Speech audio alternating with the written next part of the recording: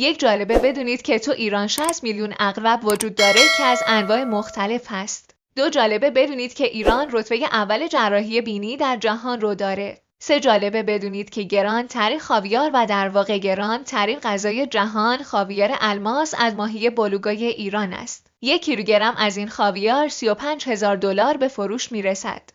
4 جالبه بدونید که ایرانیان در انگلیس ثروتمند ترین قشر جامعه هستند، حتی ثروتمندتر از ملکه الیزابت. 5 جالبه بدونید که ایرانیان اولین کسانی بودن توی جهان که تولدشون رو جشن میگفتن. 6 در کشور مصر و البته ایران خودمون خیلی ها بر این باورن که اگه قیچی رو بدون هیچ دلیل خاصی باز و بسته کنید اتفاق بدی براتون میفته. 7 جالبه بدونید که سالانه 4000 کلمه جدید فارسی اختراع میشه.